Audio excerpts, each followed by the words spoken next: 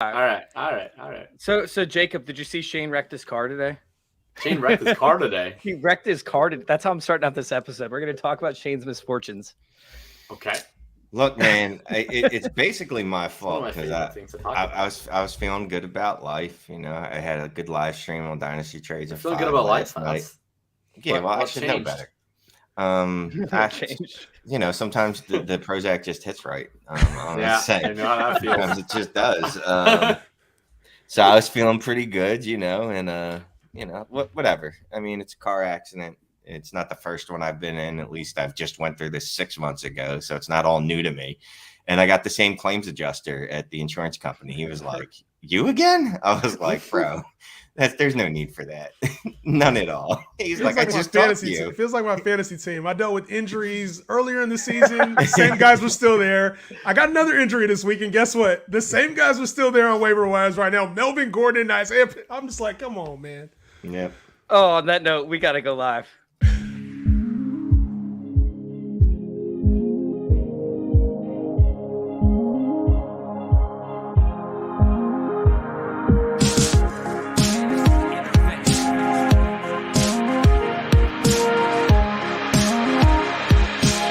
This is Fantasy Intervention.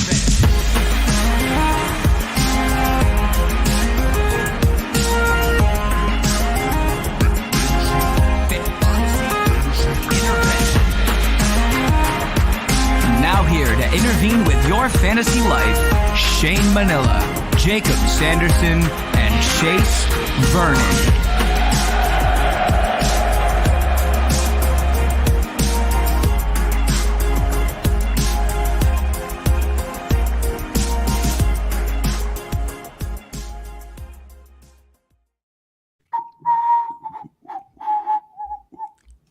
I'm just not going to fight it anymore. Shane wants to sing at the end of the song. He's going to sing at the end of the song. Okay? Yeah, real quick before we start, the GoFundMe to get Shane a new car, help him pay for the rental, and probably find a new car insurance company because I'm pretty sure Progressive is going to be like, "Nah, you're canceled, son." You just Venmo me at Shane Manila. I don't know. I don't think that's how GoFundMe works, Shane. Oh my God! Welcome on into Fantasy Intervention. I can't Venmo in Canada, by the way. So I'll have to. Here are your options, Shane. If I ever want to support you, I could either use actual GoFundMe. You can set up a league safe, just like a shell corporation on league safe. Although I don't really like the fees.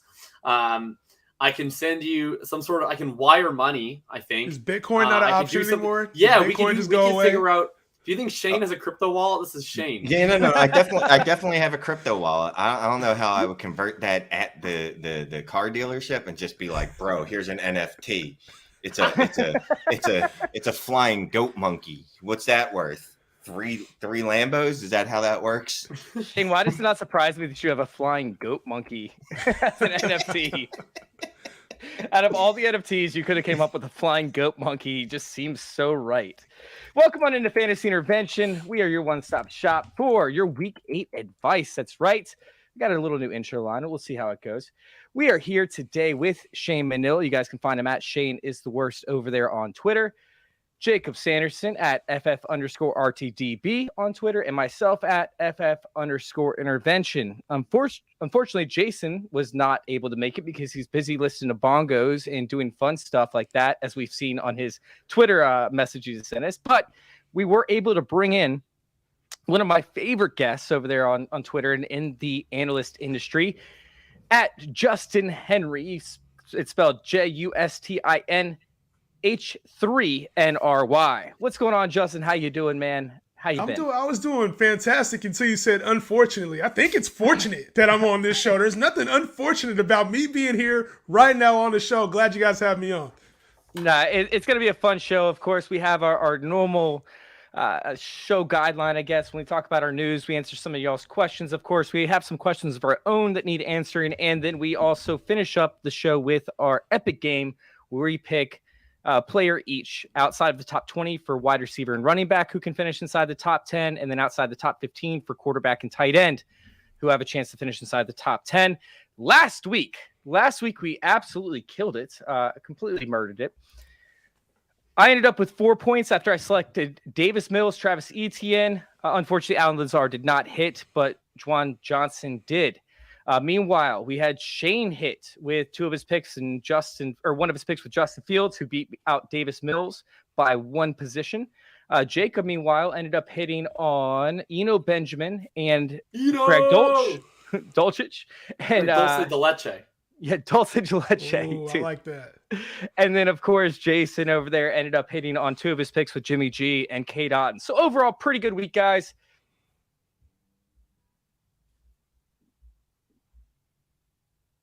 I think Chase is frozen. Is it Chase? It was a Yeah, great that's week. Chase. That's not us. I always assumed that it was me. Ooh. I was looking on the ESPN rankings to try and figure out who I was going to pick this week, and then I heard things crash, and I was like, "Oh, I guess it's my computer." But You do no, that was this early? Yeah, I do. I have to put in extra work.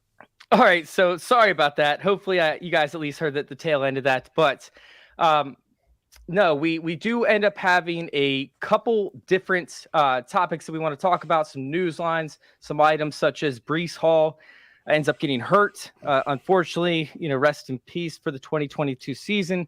James Robinson ends up moving over to the Jets before all of the Michael Carter stands could actually get excited about having Michael Carter. So let's talk a little bit about the situation for the Jets. Obviously, for the Jaguars, wheels up for Travis Etienne. I don't think there's anything else we can actually add to that. It doesn't really change. It's just wheels up, even more so than last week where he barely played. But now we have a situation where it's a shared backfield once again. Do you feel comfortable with James Robinson moving forward? Are we waiting to see a couple pops from a big game before we trade him? We hold on to him long term. How do you feel about Michael Carter? Justin, we'll start out with you. Yeah, I think obviously unfortunate for Breece Hall and coming in, but with the James Robinson situation, to me, I'm not all in on James Robinson. I feel like he has a lot of the same value that he had in Jacksonville these last couple weeks. Low floor, low ceiling type play. Unless he's getting in the end zone 2 times, he's really not doing a lot for your fantasy teams. When it comes to Michael Carter, I think there was a little bit of excitement just because the nature of the running back right now is so thin, especially in 12-team leagues and deeper. There's just not a lot of running back, even backup talent out there right now. So to me, Michael Carter is a guy you can throw in at a flex in deeper leagues. I'd probably stay away from him in more shallow leagues. He should get some nice targets for you, some receptions there in PPR leagues. But other than that, I'm kind of staying away from this Jets backfield as we have all season outside of Breece Hall. That's it. All right. Do you guys have any other take outside of what Justin just named? No, I mean, Justin hit the nail on the head. I think Carter gives you some passing receiving work. So if I had to choose one of them, it's going to be Carter because just like Justin said, he's going to be like well, he didn't say this, but I'll say it. He's going to be like the welfare version of Travis Etienne, right? Like he's going to get the targets, like what we saw beginning of the year. And then Etienne just took his job completely and made him expendable. He's like Etienne, but except how Etienne is like really fast and creates all these explosive plays. Yeah. He's like if Etienne didn't do any of that. Yeah. So is Michael Carter still going to take the goal line work, or are they going to give that to James Robinson? Because he had the goal line work over Breece Hall. Well, this is the strange thing about Michael Carter, right? So coming out of college, everybody thought he was a really strong pass catching prospect. I include myself in that. Everybody, like I thought he comped as like a Gio Bernard type of guy.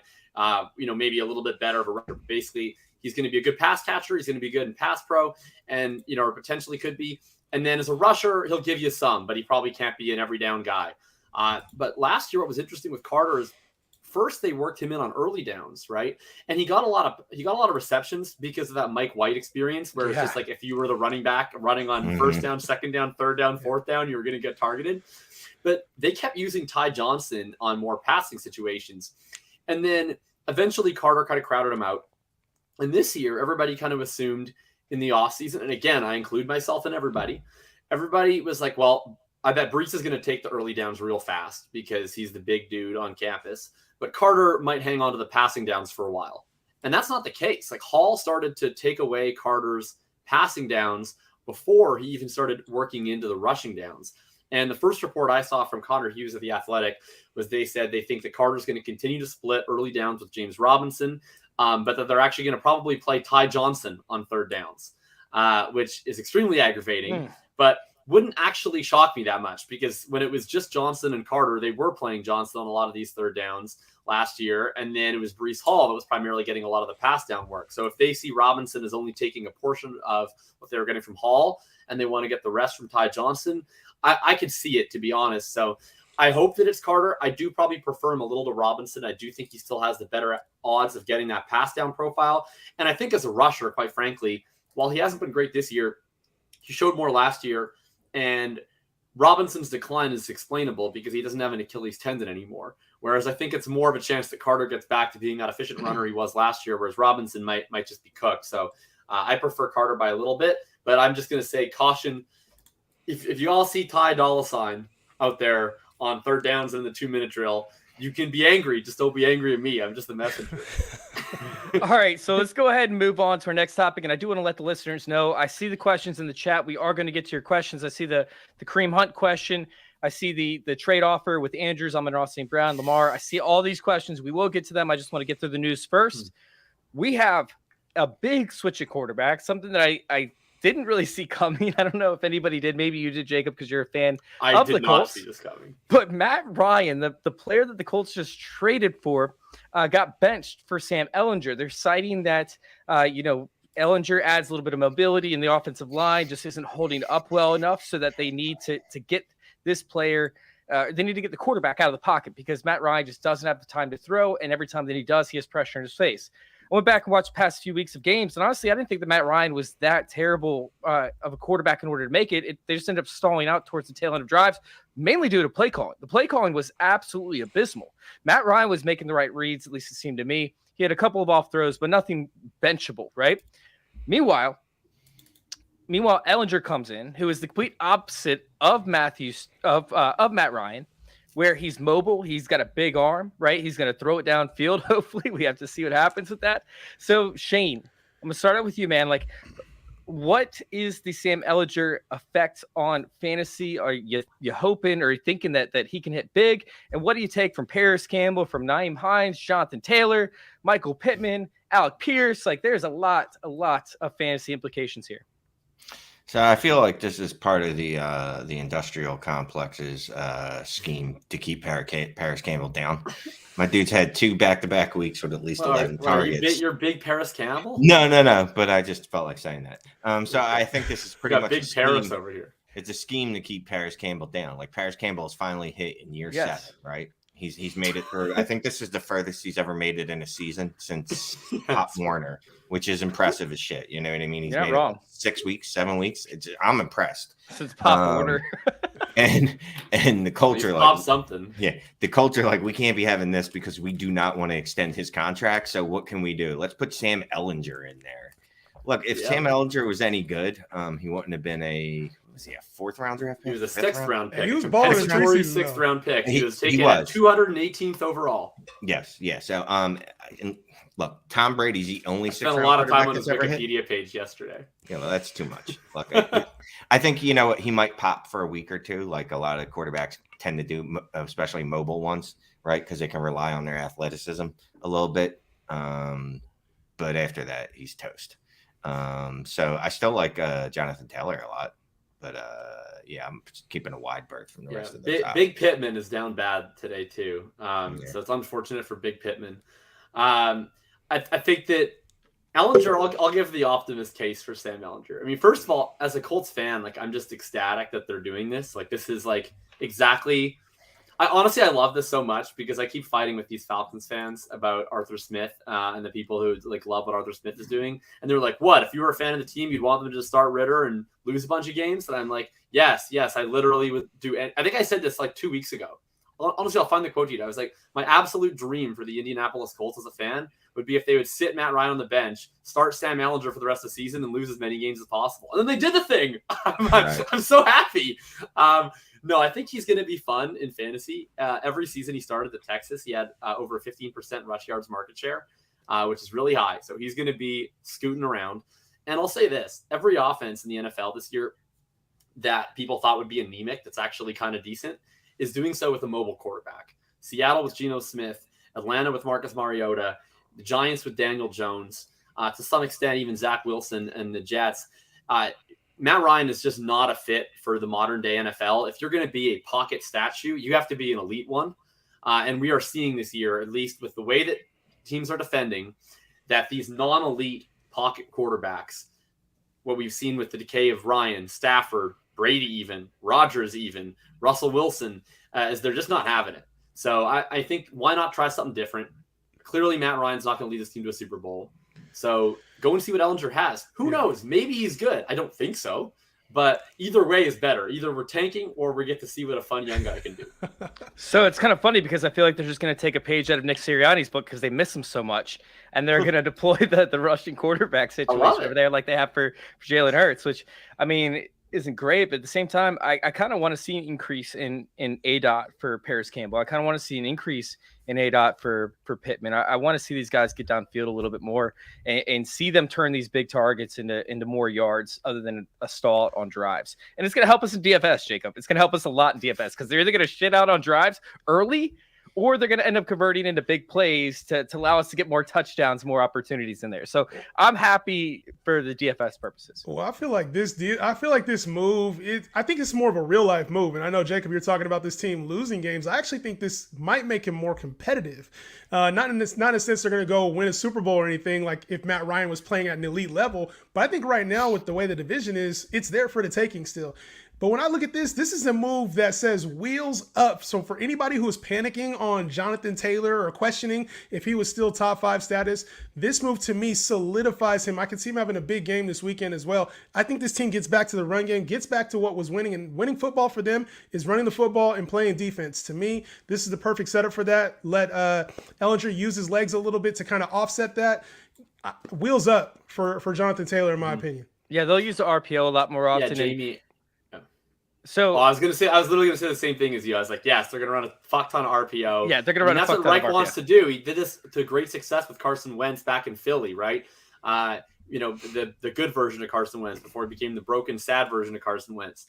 That's definitely what they want to do, and that's what they have to do because they don't have any receivers, right? Like they don't have anybody who's winning down the field right now, other than Alec Pierce sporadically. They're just not a functional offense. Their offensive line, what they thought would be a strength, is actually a weakness, and so. How do you create more time for your quarterback behind an offensive line? You've got to freeze players, right? You have to put players into spy. How do you get coverage off your receivers? You put players into spy. You have to take a player away from the defense by being able to use the quarterback as a rushing threat. I do think that if Ehlinger is competent as a thrower, then I do think they'll be better.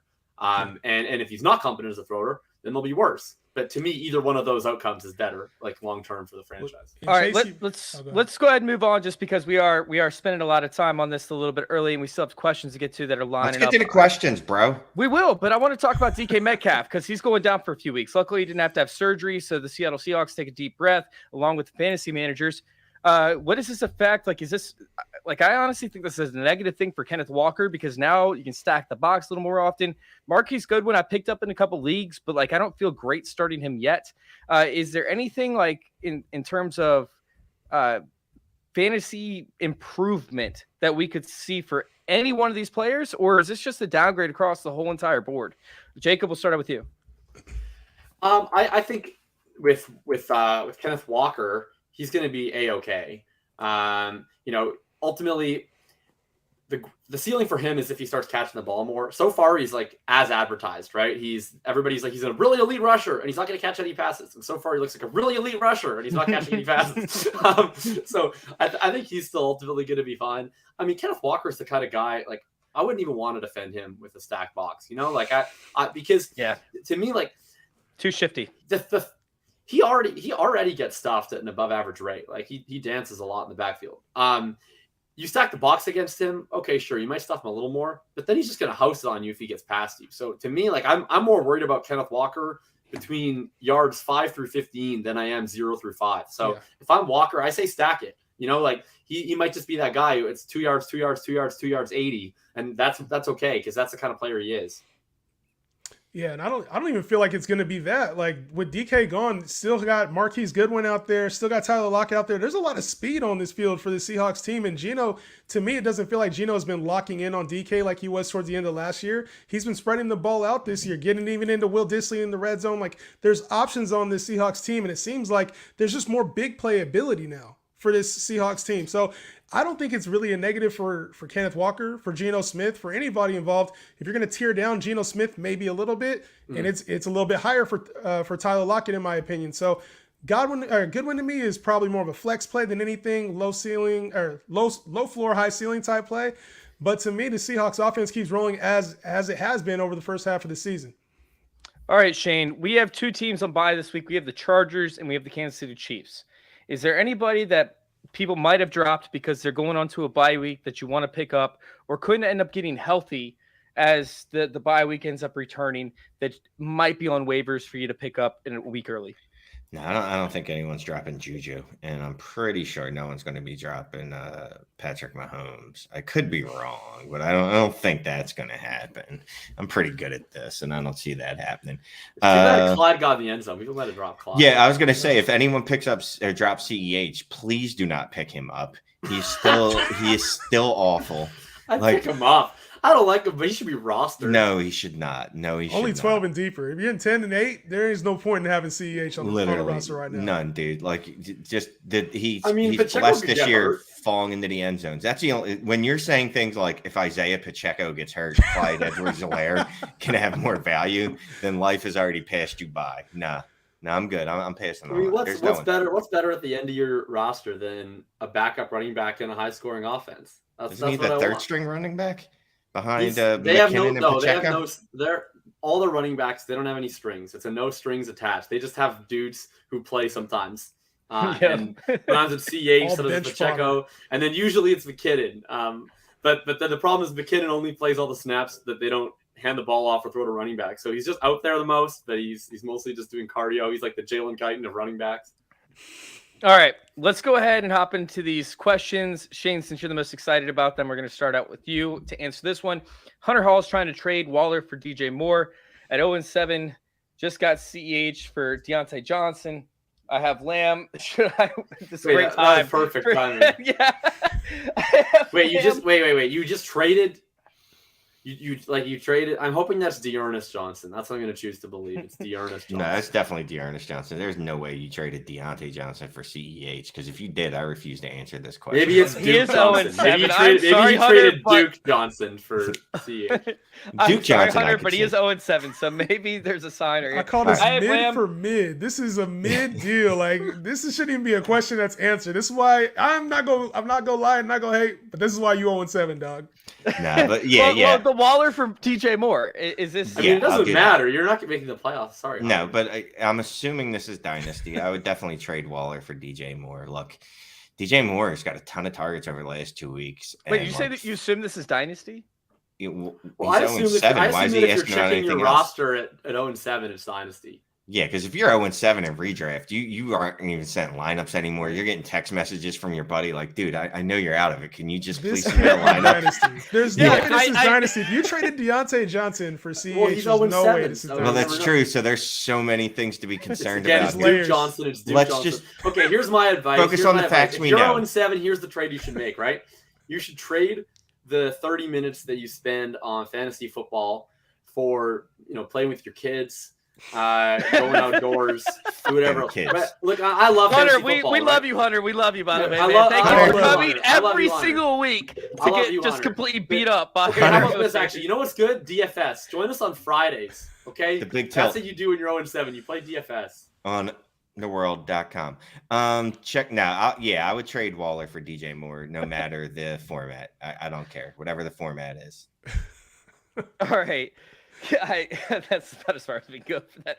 All right, can you guys let me know what to offer for Andrews, Amon-Ra, and Lamar? My team is Burrow, Etienne, Walker, Evans, Higgins, Mixon, Waller, Thielen, London, Herbert, Rashad White, I'm guessing, Dulcich, and DJ Moore. So we have to put together a package for this guy to try to acquire the stack of Lamar Jackson, Mark Andrews, Amon-Ra, St. Brown.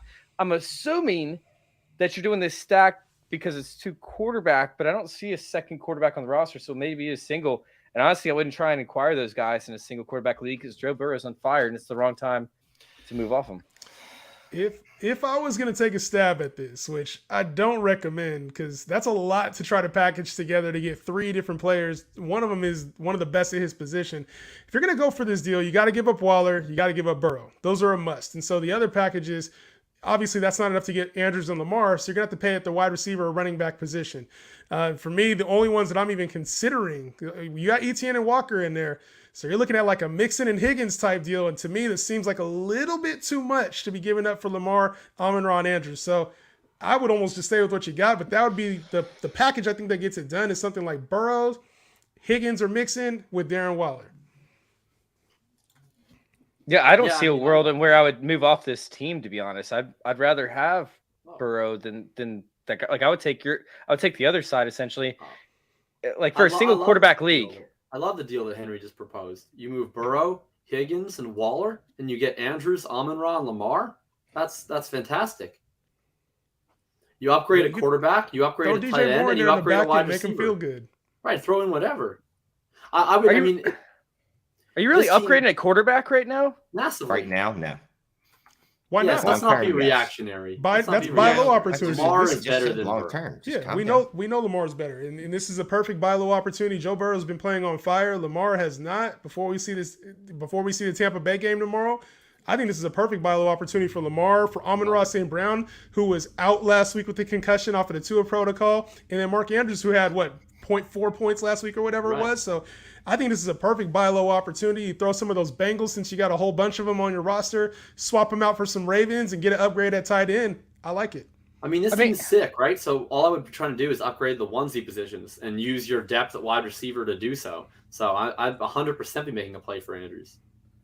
I mean, Burrow has finished ahead or is ranking ahead right now of Lamar Jackson thus far as season long. Listen, where that goes though. Look, what's past is prologue. Yeah, look, I like Lamar that. was absolutely Jacob, I like that. smacking him around. That's cold. That's a Kanye bar. That's actually Shakespeare. I was honestly, it's funny, Justin, I was literally torn between 2 references. I went with the Shakespeare one, but I almost did the Kanye. I was gonna see my presence as a future kiss my ass. All right, this is a great question. Just got an offer for Hunt. Do y'all know if he's getting traded? Has there been any word, any rumors? Yeah, actually, I talk to the Cleveland Browns GM every day. Yeah. Have we seen anything on Twitter because we are obsessed with Twitter, on Twitter all day, on Discord all day, on Facebook all day? Have we seen anything come out recently about Kareem Hunt getting traded? Fourth round pick. The going price of the 4th round pick. Teams are inquiring. I don't think the Cleveland Browns, I don't think that's enough to move me off of Kareem Hunt if I'm the Browns. Knowing that they're going to try to at least make some kind of run here. So unless the team pays up, 3rd round pick, I don't see it happening. All right. So let's go ahead and move on to our next segment.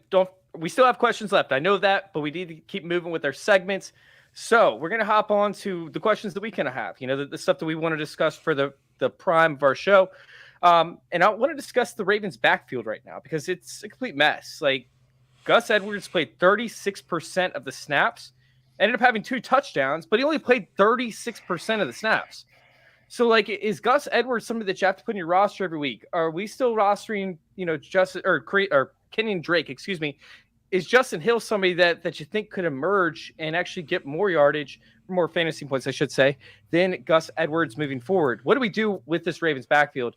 Justin, we'll start with you. Yeah, this Ravens backfield's ugly, and the only person I even want a minuscule part of is Gus Edwards. The rest of this is complete trash. And Gus Edwards is a bye-week flex in standard leagues, at best. There's such a low floor with Gus Edwards. If he gets you 40 yards, you're stuck. You're going to have 4 points. So, to me, there's opportunity, and I know down the line, the Ravens tend to run the football. It's AFC North. Conditions get colder. They run the ball more. It happens. But for right now, I'm not in on any of this Ravens backfield. I really don't want any part of it. If I had to pick somebody, it's Gus Edwards. Kenyon Drake, we saw flamed out. Justice Hill doesn't really have the sizable workload. And for the most part, Lamar's going to start using his leg at some point here. Rashad Bateman's back in the offense. They just got Deshaun Jackson. They're probably going to work him in some type of form as a wide receiver 3 or 4 with deep shots. To me, there's not enough volume in this offense, and this Greg Roman offense, we know it doesn't support a whole lot of fantasy options. So to me, I'm out on all the Ravens running backs. If I had to pick one, it's Gus Edwards. See, I'm almost on the opposite end of the spectrum because I want the big plays. I want the shot at having an electric player. I want Justice Hill. Jacob, where are you sitting on this? Wait, you said an electric player, so why'd you mention Justice Hill? Sir? You know how many targets he had last week? Less than Gus Edwards. And Gus Edwards weighs more than me. All right? And I'm kind of chunky. You know, Justice. Gus the Buster, Shane the Train. No, I'll Yeah. say Gus Edwards. Oh my goodness. Gus Edwards led the backfield in snaps, but only with a plurality at 36%. That's not really ideal. I mean, I'll say this for Gus though, right? That was his first game back off of the ACL injury. So it's definitely not inconceivable that he crowds out Kenyon Drake and he gets most of the early down work, and then Justice Hill is playing the pass downs. And I mean, that would be a pretty suitable environment to make Gus an every week starter if they can turn this into more of a two-man backfield. Mm-hmm. I just think with the Ravens, they flip back and forth in terms of their deployment. If you're starting one this week, it's definitely Gus. I made Gus one of my streamers in my running back column this week, but he is going to be pretty touchdown dependent because like that guy does not catch passes at all. It is a dream when he catches a singular pass. So you're getting a touchdown from Gus, or you're not getting anything, and there's always that fear that Lamar takes a touchdown away. So he's not a great ideal start, but he's workable. It's just he's one of those guys I've always preferred in best ball because he's going to have that consistent role. He's going to charge out 60, 70 yards, but you're really banking on the touchdown, and you can't guarantee. I don't want Justice Hill, that's for sure, because when Gus Edwards was in the game, he got a touch on 70% of his carries, or 70% of his snaps. Drake on 65% of his snaps. When Hill was in the game, they were like, yeah, go run around. We're going to do other things. We're going to do other things that don't involve you. Yeah.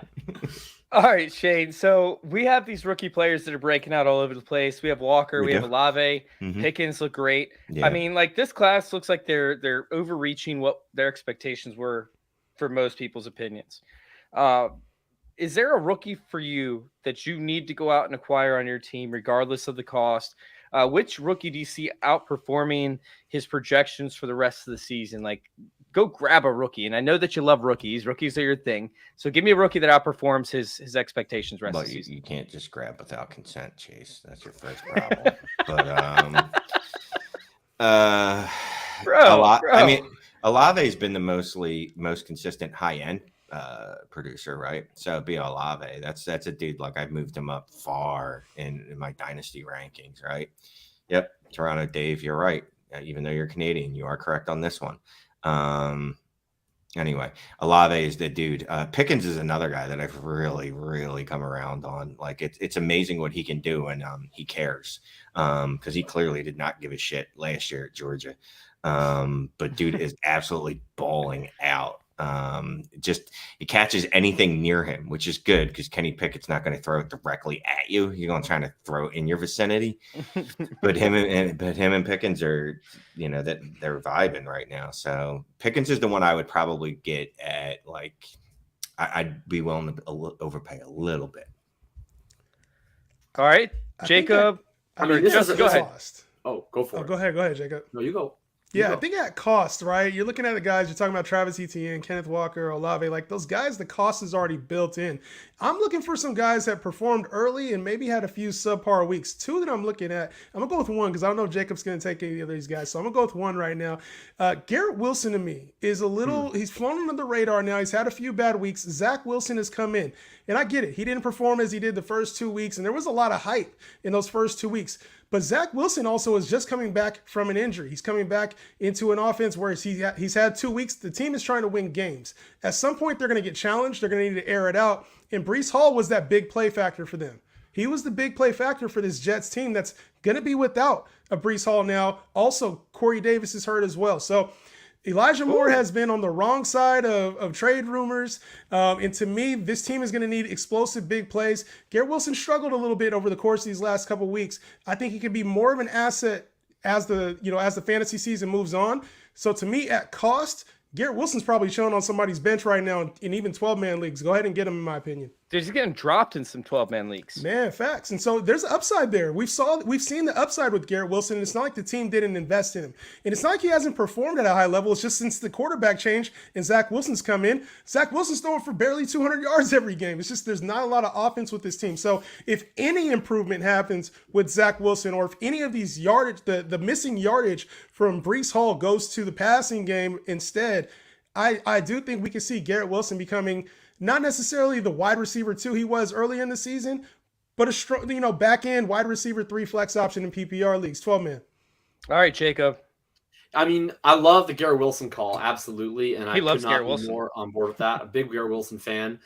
I'll go with like the super deep one. I feel like Justin and Shane took guys that are a little bit more relevant. This was Alec maybe Pierce. really, You're taking Alec Pierce, aren't you? not taking Alec Pierce. I mean, this might be like more of a dynasty take, or at the very least a very deep redraft league take. But Christian Watson is a guy that I want to take some shots on right now. We got Aaron Rodgers as being a whiny little bitch, and he's whining about his teammates, making too many errors. And Christian Watson picked a great time to pull his hamstring, honestly. That's for sure. He picked a fantastic time to be out of the lineup while they were losing to all these dog teams. And so now he's coming back. He's limited practice. Alan Lazard might not play this week. Romeo Doubs has been struggling. Sammy Watkins is Sammy Watkins. Randall Cobb's hurt. So, this might be an opportunity for Watson to get ingratiated. And his price has gone drastically down in especially dynasty formats, but I imagine all formats. He's available on waivers, even in deeper, high-stakes redraft leagues. He's a guy I'm trying to pick up in those deeper leagues, and a guy that I'm trying to trade for in dynasty leagues, just to take a shot at that raw, unadulterated upside. He's probably shitty. Hey, Jacob, do you practice lines in like the mirror? Like, oh, I'm going to say this on a podcast. I'm going to say it. He's going to get ingratiated. He's going to get ingratiated. Did I say ingratiated? I didn't even know I said ingratiated. Yeah. I don't know. That sounds. I don't know how to spell ingratiated Yeah. or what it means.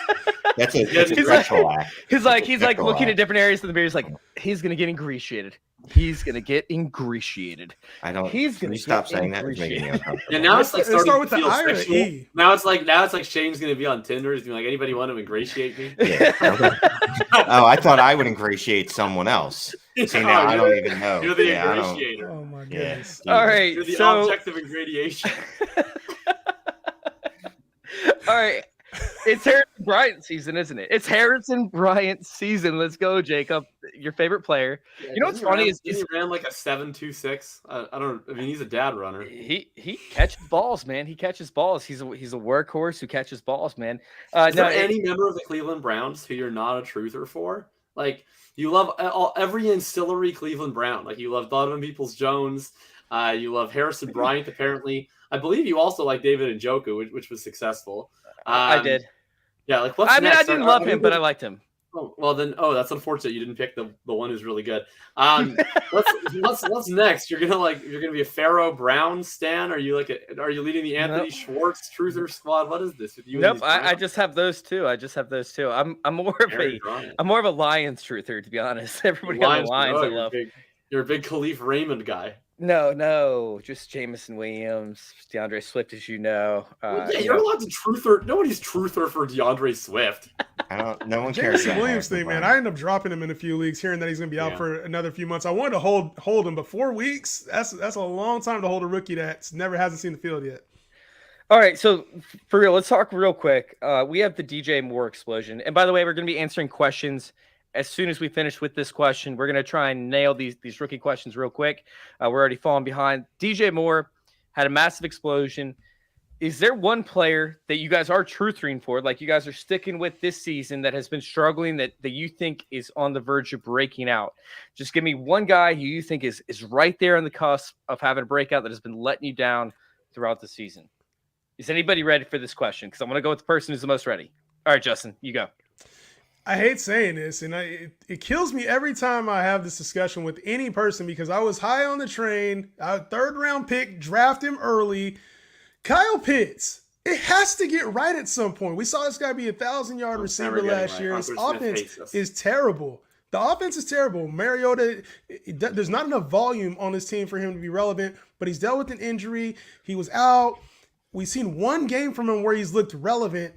at some point, I feel like there has to be some kind of shakeup, whether it's the play calling, whether it's a quarterback change.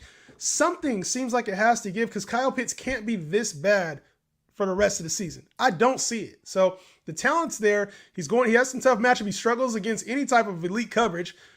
At some point, there has to be a give, though. He wasn't this bad last year, and I don't think the sophomore slump is crazy as it has been this year. But he's not bad now. He's second in target share among all tight ends. Hey, we can talk about metrics for the last 6 weeks. He's been great. They don't pass. He's had the analytics, but he ain't had the fantasy production. At the end of the day, that's what we care about. Right, but they don't pass. So I'm saying I'm just saying you're saying he's bad. He's not bad, but it's not getting better because Arthur Smith is not going to pass. So I think he can be the best tight end in the league. He's not going to be a tight end 1. I mean, they're passing 13 times in a game they lost by 3 touchdowns. Yeah. So to me, it isn't anything about Kyle Pitts. I don't think he's been struggling at all. All of his metrics are better than his rookie season. But if they're not going to pass the ball, then ultimately, to me, it's kind of irrelevant. In a dynasty format, I will never be out on Kyle Pitts. I still have all the confidence in him in the world. But at this point in redraft, I think it's just toast. Arthur Smith is an absolute madman. Well, what if they end up drafting another rushing quarterback and they just want to pursue the same offense again? I mean, Arthur Smith's not going to have a job for very long. If he does this, it's ridiculous. They're not a real NFL team. They remain competitive in every single game they played outside of last week. Right. But how much does going 7-9 get you in the NFL? You go 7-9 a couple times, you don't get to remain in NFL. Well, first of all, and with Arthur Smith. They'll probably look into the fact that you've only played 16 games in their 17-game season. So they'll be like, oh, this dude doesn't even coach a whole season. There's no way we're keeping him around. Jerk off. This whole approach that Arthur Smith is doing. In redraft, I feel like there has to be some type of change because this team isn't going 7-9. Even though they've been playing, they're 3-4 right now. They've been playing decent at times. They've been playing very well. But there has to be some give with this offense. There's no way they're going to sustain this winning pace for the rest of the year, in my opinion. There's no way. I mean, I don't know. I think that Smith thinks that he's doing a good job, right? He thinks that his goal in life is to come in and turn a 4-win team into a 7-win team, and that's a success, right? There's plenty of people, everybody in my Twitter mention certainly agrees. They think that is a success. I don't think that's a success. I think a success is trying to build towards winning a Super Bowl by developing your young players and not playing the quarterback that you don't trust enough to throw a pass, and not just running it with a bunch of running backs who aren't going to lead anything on your team in 2 years. I don't see the benefit of that. But Smith has seen the benefit of that to the goal he's trying to achieve. It's worked. So I just don't know that it's going to change. That's Ron Rivera. He looks at this and he's like, man, I'm doing a great job. He gets out of bed in the morning and he's proud of himself.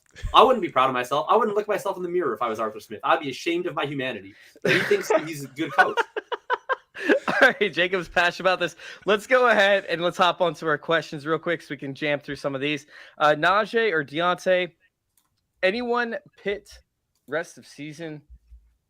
I don't understand this question. This isn't English, bro. You're basically saying are these Steelers droppable? Yeah, these Steelers droppable?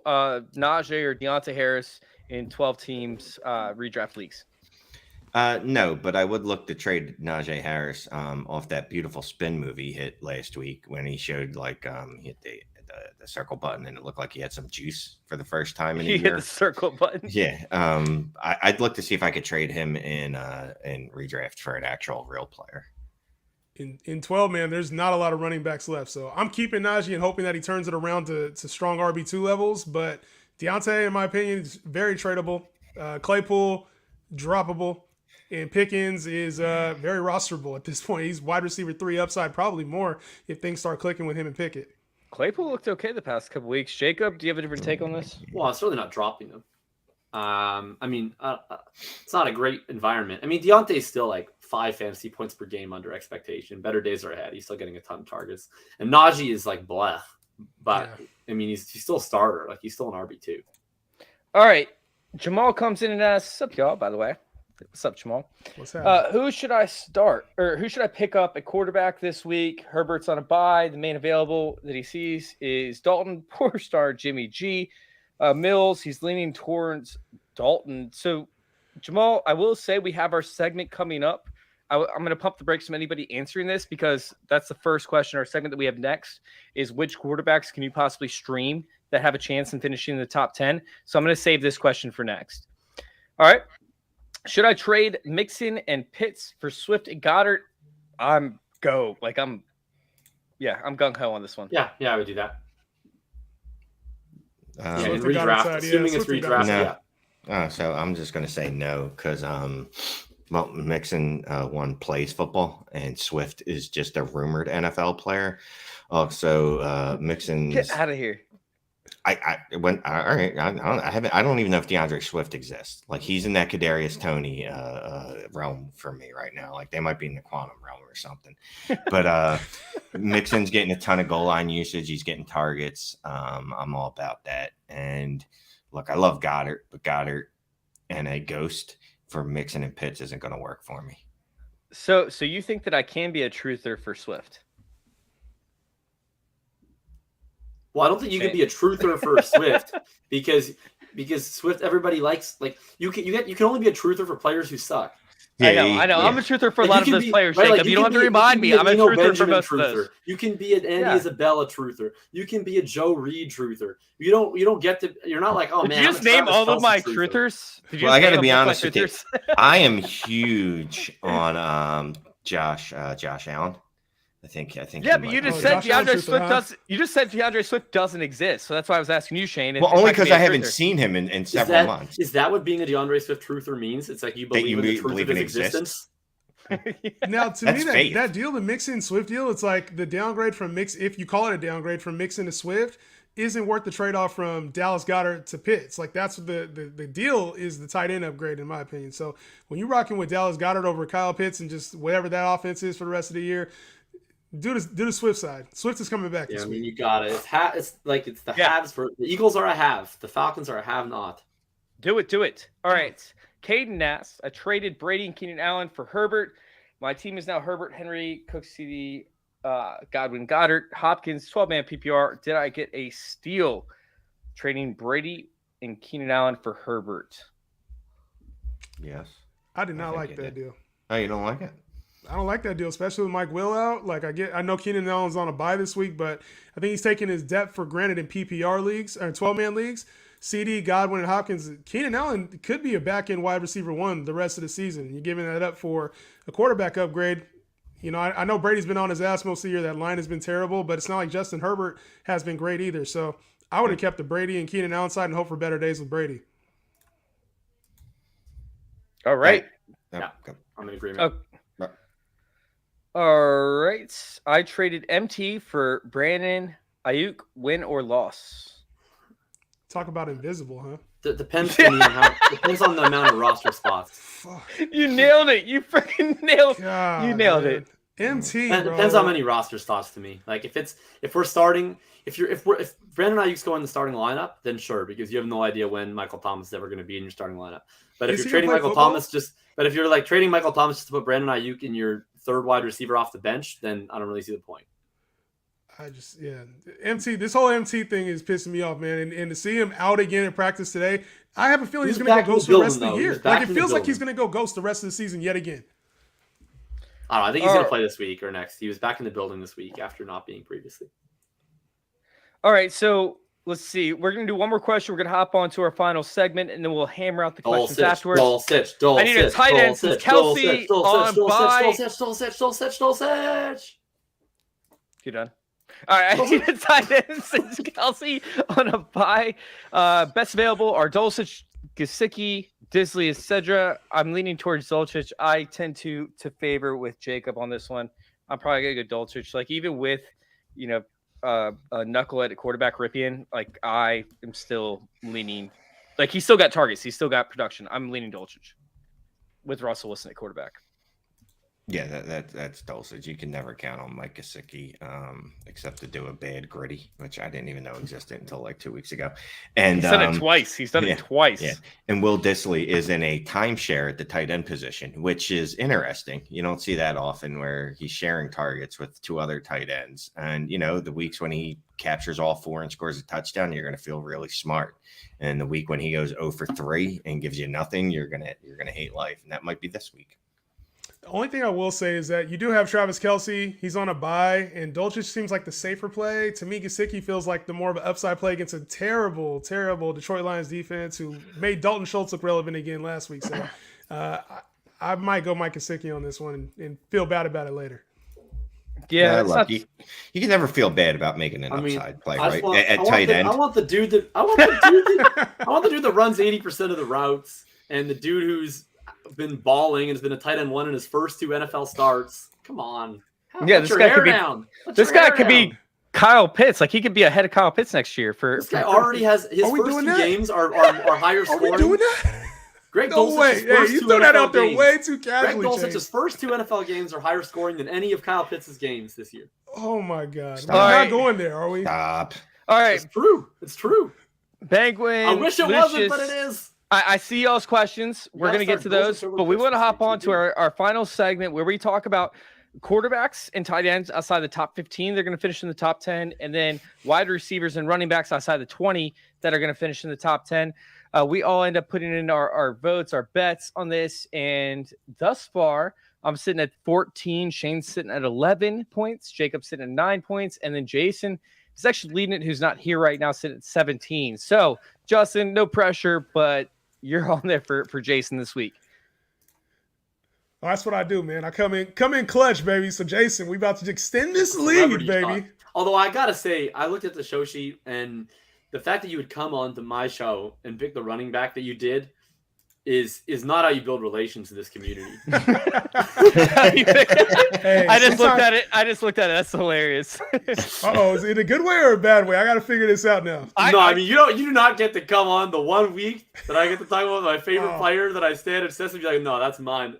Hey, no, that's good. It's a good pick. I got another one if you want it. No, I support you. I would never. Jacob, Let's go. Jacob, are you pressed for time? I gotta leave in like 10 minutes. Yeah. I got ethics. You just muted yourself. I thought I just unmuted myself. All right, so we're gonna try and run through this real quick. All right. Some of us are pressed. Not you. All right, so I'm going to go first. I'm going to take Taylor Heinicke up against the Colts. Colts secondary hasn't been great thus far this year. Taylor Heinicke has rushing upside. I don't love Taylor Heinicke for fantasy normally, but for this team and, for winning purposes, I do. I think this could be a lot higher scoring game if we can get a higher production and a higher pace of play out of Sam Ehlinger. That remains to be seen. I need breakaway plays. I think that happens. Taylor Heinicke is my guy. I'm gonna take. Look, here we go. I'm gonna do some. Wait, are you showing Axel your pants? The whole plane. 4 hours on the plane. We're doing our high knees, baby. I'm getting dangerous this pick. I'm getting dangerous. Have you ever made a pick like this? It's dangerous. It's spicy. I'm taking Russ Wilson, baby. We're doing the high knees. We're How do you have them memorized? Shit. We're getting on the plane over to London. Like all parts of it. We're gonna do this, man. This is the Russ. Look, I think he's terrible. Don't start him, but I just wanted to have fun with that. My God, Jacob picked it so that he could do a little skit for his segment. That's the whole reason Jacob picked it. Man. But my guy's been thrown to the gutter, man. But you see the championship belt back here, the champ chain, baby. Let's you can't go. have the champ chain, the championship belt without A-Raj. Yeah, I know he's been bad, but this Buffalo team's going to put up some points on Sunday Night Football. Aaron Rodgers, man, to me, I feel like he has no weapons, no receivers, no hope. And that's always when we see A-Raj put together some crazy game, throwing 3 touchdowns to Christian Watson. Let's get it. No, he's calling the Christian Watson pick. The Christian Watson breakout. I love it. All right, Shane, who do you have?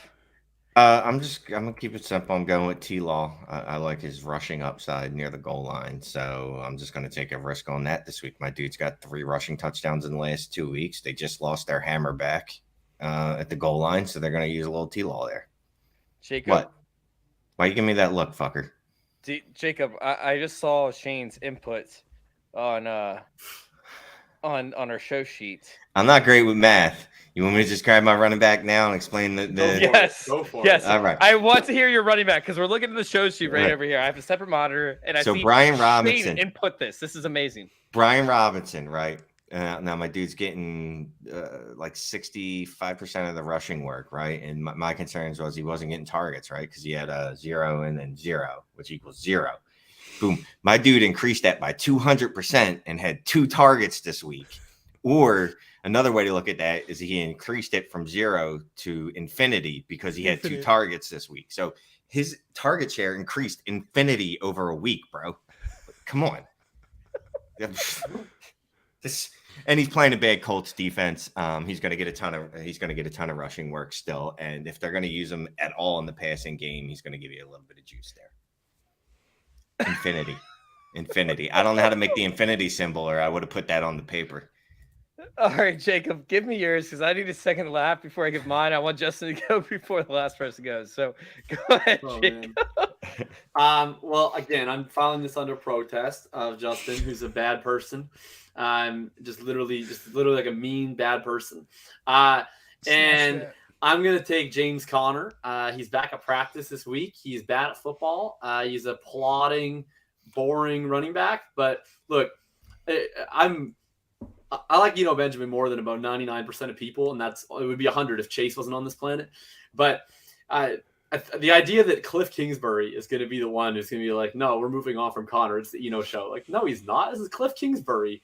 Like, Cliff Kingsbury is going to do exactly what Fantasy Twitter doesn't want him to do. He's going to hand the rock to James Conner on 75% of the plays, and Connor's going to have a nice, boring 15 carries for 40 yards, 5 catches for 20 yards, and find the end zone this week.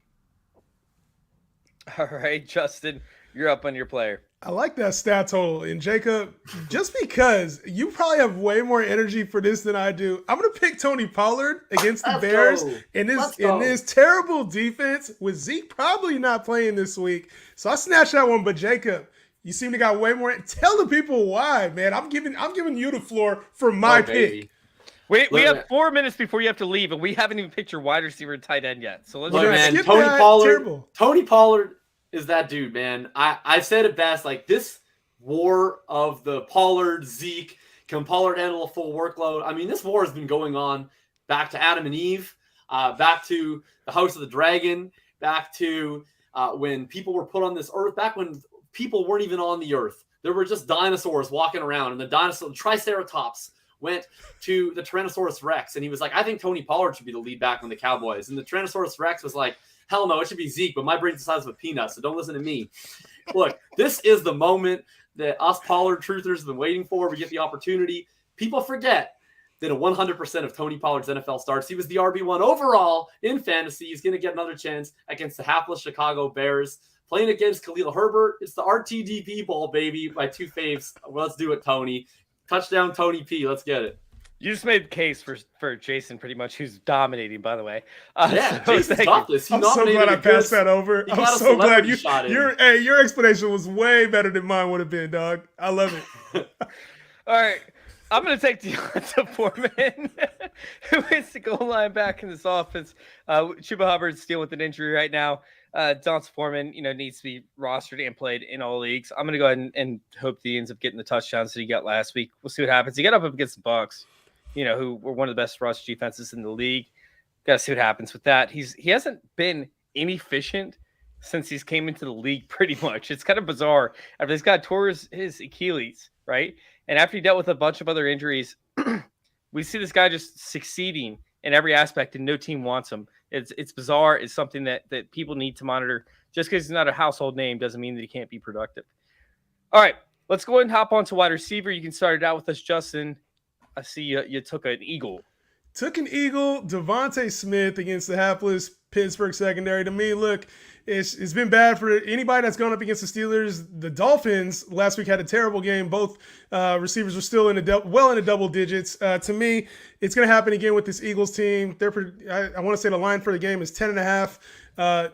Eagles are going to score. Coming off a bye, Devontae Smith's going to make you happy. Get him in your lineups. All right, Jacob, who you got? I'm taking old man Adam Thielen. He's coming off a bye week, which is nice because we all know he's like 100 years old, so we need some extra time to treat his hamstrings, treat his calves, treat his ribs, get right. Adam Thielen gets a secondary that is so bad that Andy Dalton is somehow remaining the starter of the Saints despite throwing multiple pick sixes. So I don't think that Arizona is going to put up much of a battle against Adam Thielen this week. I think you're starting every member of the Minnesota Vikings, Cook, Jefferson, etc., but certainly mix in Mr. Adam Thielen. I think he finds the end zone this week. All right, Shane, who you got? I'm going with Gabe Davis until he actually fucking produces. I'm going to continue to pick him because I've been told by everyone on Twitter that Gabe Davis is the truth. So it's Gabe Davis. Has he had like two massive weeks? Shane has bent the knee. I haven't, but it wasn't the weeks I had him. Yeah, The weeks I try to I put some faith in his ass. He does what I thought he would do on a 12% target share. So, I'm going to see. He has two massive weeks in a row. He does. No, but I didn't pick him. So again, I'm picking him until he does that for me on his 12% target share. Like his usual, a defender falls down or they have a defensive lineman covering him for some reason. What usually happens when Gabe Davis pops. I have no idea why my my camera keeps going out of focus, but there we go. Okay, so I'm taking Terry McLaurin. Taylor Heinicke just wants to get Terry McLaurin killed, essentially. Like he literally he throws Terry McLaurin in the worst situations possible. He just tries to get him killed, and up until Terry McLaurin gets killed and he's still outside the top 20, I'm going to pick him similar to Shane because honestly, like the hyper targeting is amazing. The points aren't great, but he has to have 1-2 weeks in there. All right, we have the tight end position. Jacob, start us out. Well, I'm absolutely gobsmacked, offended, and bamboozled that I can no longer take Greg Dulce de Leche in this category. However, I'm going to take an equally swaggy white dude that is apparently tight end eligible. I'm going to be taking Taysom T-Sizzle Hill this week. Like they're starting Andy Dalton, and one of the things about starting Andy Dalton is you eventually realize, like, oh, that was kind of a mistake by the second quarter. And then but you don't want to fully admit that it was a mistake. So you don't want to put Jameis, who's much better at football than Andy Dalton. So you're like, how do we kind of get around this? And then you just let Taysom Hill take snaps as a pseudo quarterback. And so Taysom has been fine in the end zone. He's been crushing on his design plays. I think this is going to be a potential shootout between New Orleans and Las Vegas. I think it's going to be a game that Chase and I spend a lot of time talking about on the DFS show. It's certainly going to be one of my picks. So give me T-Sizzle Hill. Let's do it. All right, Justin, who you got? Yeah, I'm going to go pick against this Denver defense who's been middling to the tight end. Evan Ingram, he'll probably fumble the bag or drop this for me, but I'm still going to go with Evan Ingram here in a nice spot. The Jaguars don't have a whole lot of receiving options outside of Travis Etienne. Marvin Jones will make a splash play here or there, but Christian Kirk should be lined up against Patrick Surtain, which should leave things open up over the middle for my guy, Evan Ingram. Let's see if he can stick around and climb into that top 15. So I'm going to rock with Evan Ingram this week. Love it. All right, I'm going Harrison Bryant. We already talked about it earlier. I don't need to elaborate. Harry B. Is that what you said? Yeah, that's his name, Harry B. Harry B. Harry. No, man, I'm not going to go any further. Shane, who you got? Well, I was going to grab Taysom Hill, but rudely, Jacob apparently wrote that on the thing already. So I'm gonna just counteract him. I'm gonna go ahead and go with Jawan Johnson. Leverage play. Dude's been here's the thing. They play two different positions. Yeah, right? Taysom it's gonna be Adam Troutman. Is what you're saying. Never right? Adam Troutman. Never added Troutman. It was Adam Troutman. I won with Adam Troutman. Never. No, you haven't.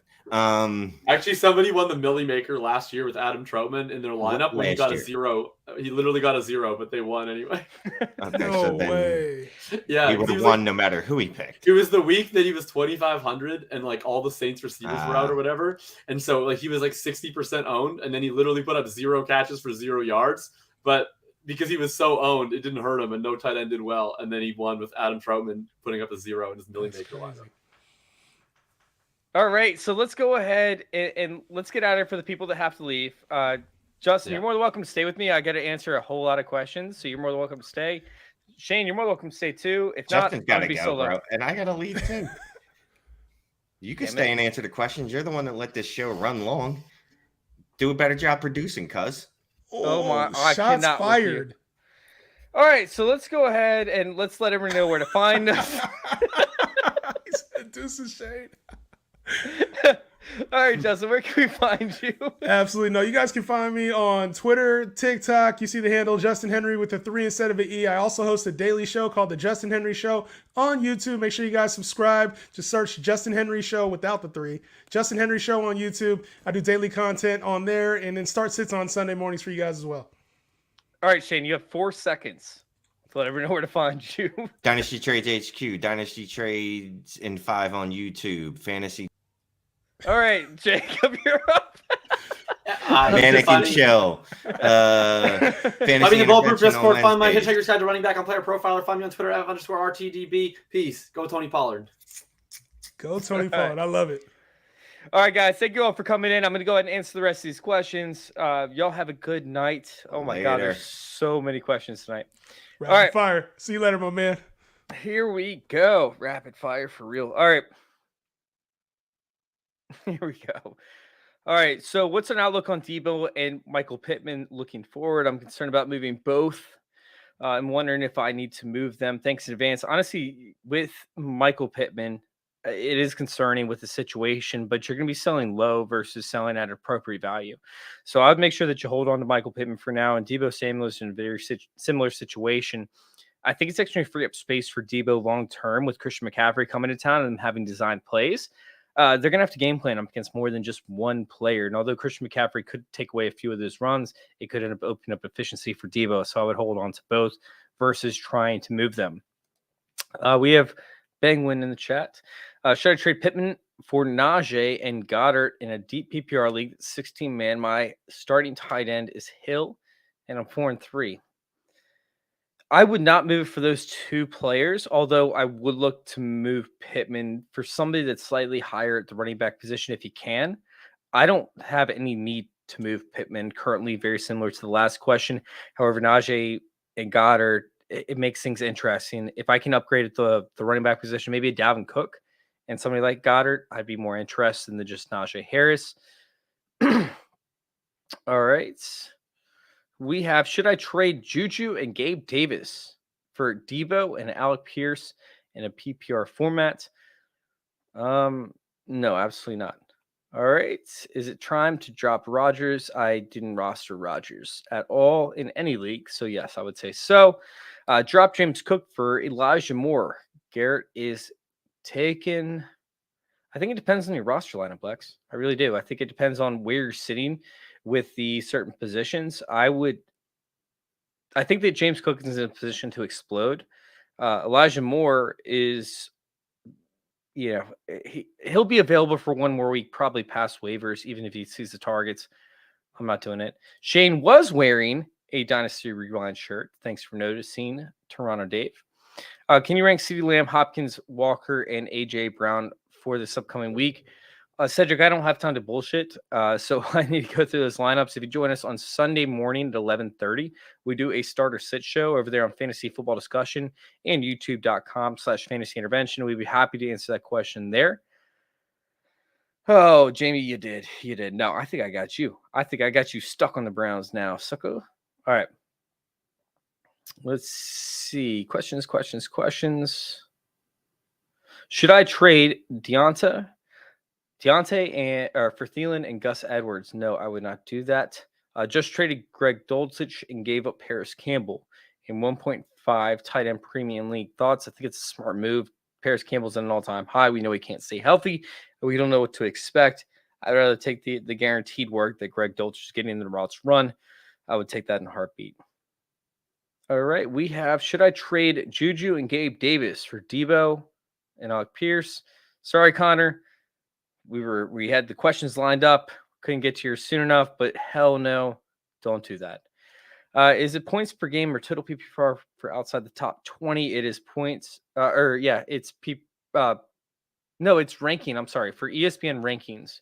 So we go through ESPN rankings based off the expert consensus, and we pick players that are ranked outside of the top 20 for the expert consensus rankings. All right. Gus, Michael Carter, or Zay Jones this week for flex. Ooh, this is interesting. I'd probably take Michael Carter for flex if it's half PPR. Honestly, no, it's not really that interesting. I would take Michael Carter. I think that it's going to be pretty easy decision to make. Can you rank CeeDee Lamb? Once again, come join us later. Toronto Dave, thank you very much for saying so. What should we expect from Gus Edwards? He saw a 36% snap share this past week. I expect him to be more towards 50% this week. Touchdowns really depends if you think it's going to score. It's primarily dependent on touchdowns. So if you see higher over under than 48 points, I'd probably play him because I think he's going to end up getting a touchdown with that. If not, then I would go ahead and bounce Edwards from your rosters, but also it depends on who else you have playing. The dose score should be done this upcoming week, by the way. So I had to mess with a lot of different stats because I was switching to routes run versus the games played. We were wildly successful last year. We hit at 83%. I know that's miraculous, but I wanted to try and do it even deeper. Unfortunately, that ended up kind of messing with the formulas a little bit. So for the dose score that's coming out, which judges pass catching running backs, which should help me make the decisions, I finally will have it done after week 8, most likely. Hawkinson, Dulcich, or Taysom Hill, PPR. Hawkinson for me. Come to our Start Sit show on 11:30 for fantasy football discussion, or youtube.com/fantasy intervention, and we can get a little bit more accurate decision on this one. Who should I start at my RB2, Stevenson or Aaron Jones? Aaron Jones is going to be wildly dependent on how they decide to use A.J. Dillon moving forward. He accumulated a lot of his points towards the tail end of that game. I don't really trust that. Stevenson is probably the guy that I'm going to go to. Once again, Start a Sit show. Should I stash Damian Williams, Atlanta running back? I would not. He's never been overly productive in his time as a running back. He hasn't even really caught passes or done anything phenomenal at the running back position. I would not stash it. Hey, thank you guys for tuning in. Thank you all for letting us intervene with your fantasy football life. See you all at 11:30 on Sunday morning.